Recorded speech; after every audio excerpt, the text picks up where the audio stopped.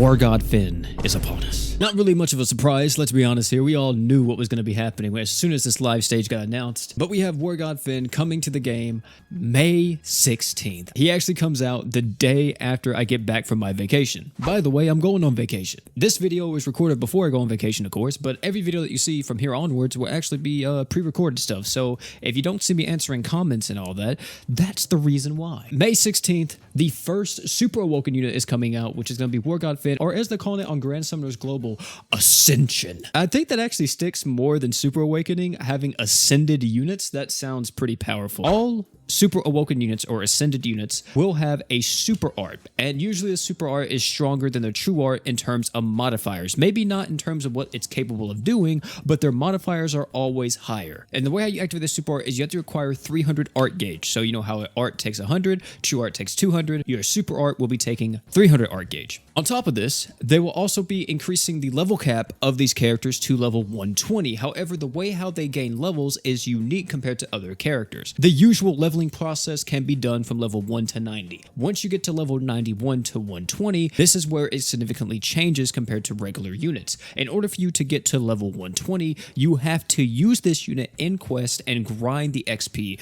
to 120, which I know a lot of you guys may be like, OP, this sounds kind of daunting. Don't worry, they should. I'm pretty sure we'll get this update. I don't know if they actually confirmed it. They may have said something in the live stage about it. We should get the buffed XP rates across the board for most content in the game. This is what they did on JP whenever Super Awakenings came out. They buffed a lot of quests, so they gave more unit XP to make this grind not as tedious, but still, it is a grind at the end of the day. On top of this, they are also now able to limit break themselves to LB7. From LB 1 through 5, you can do just the regular unit LB stones, but 6 and 7 require specific unit LB stones, which they're going to be calling expert limit break stones, or they will need a dupe. And what this extra LB slot does is the first LB slot, the 6th one, will allow you to equip a 6-star equipment. 6-star equips are going to be coming out with this update, and I'll be talking about them in just a second. But if you get to the 7th LB slot, this allows you to change the equip that is actually on the unit. So as you see for War God Finn, he can either have a 4-star support or a 4-star defense. What this pretty much means is that you can kind of pick and choose who you want to be LB7 or who you want to be LB6 or whatever. Not every unit is going to want their LB7, especially if they don't have that good of like a slot difference. We will be having another crest slot.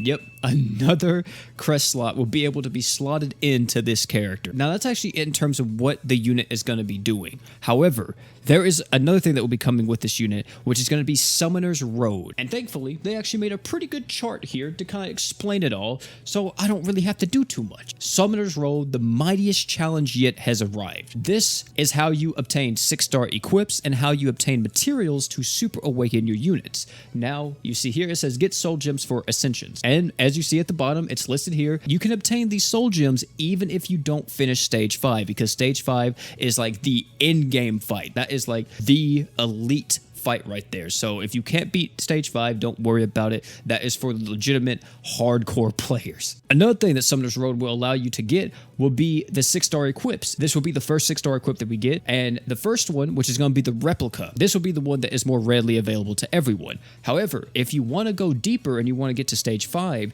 the only way to get the actual Be Still Trance Frenzy custom, you have to farm stage 5, and it only comes from stage 5. Now that's not everything. We have to talk about some mechanics that are in Summoner's Road, which is really different than others. This is a multi-tiered challenge. That's a good way to put it. You have to clear the stages in order, so you start from the lowest stage and work your way up to the highest stage that you possibly can clear.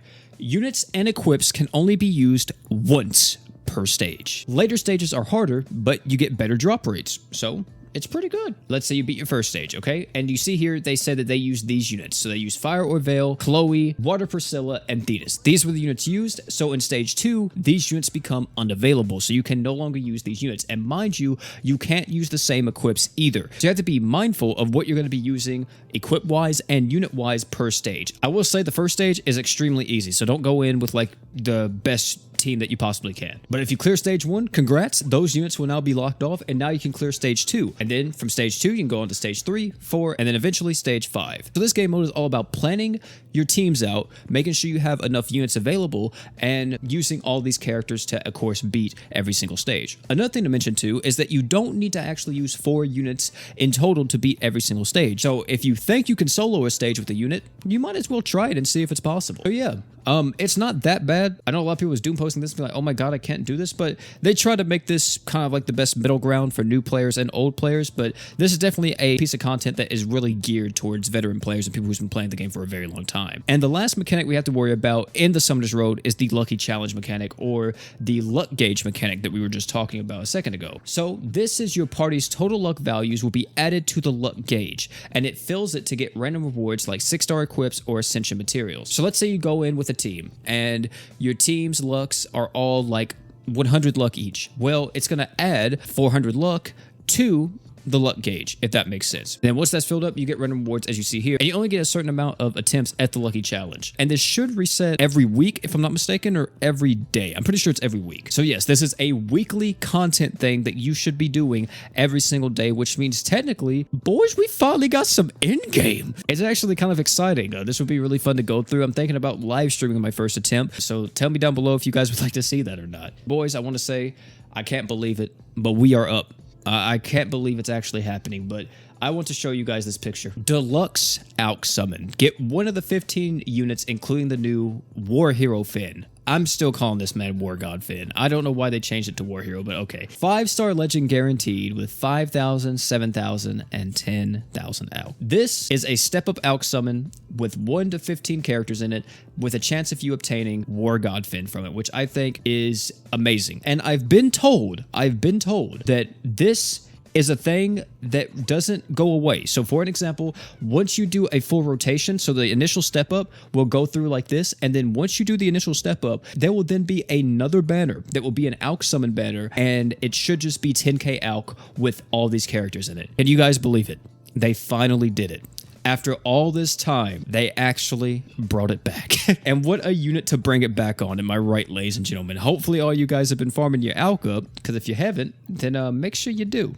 Another thing that will be dropping with this update is that they're going to be having the Forever Summon, which is going to be having the exact same pool as it did last time. And that's pretty much it for this update. There's some other stuff in here that's pretty cool. Like if you guys want to see, there's a 2023 player survey that they acknowledge that actually shows the most wanted anime crossovers. There's some crossovers in here that I think would never happen, like Dragon Ball. That's, I feel like, out the window, and possibly One Piece. I don't know how Bandai Namco handles those two in terms of their rights and everything when it comes to video games. One thing I'm kind of surprised about is Dio made the list, which I am somewhat shook, but hey, these are all the crossovers and all of the collabs that people want, and I am with it, man. I would be down for any of these characters or any of these collabs to come to the game. I think it would be great. But ladies and gentlemen, that's going to be it for this video. That is all of the information coming out that we have currently regarding War God Finn and this update. This character will be dropping on the 16th after maintenance. So I wish all you guys the best of luck. Hopefully all you guys have been saving, and you best believe there will be a summon video. Either way, that's going to be it for this one. Thank you all again for coming out. And last but not least, you guys already know, don't forget to drink water.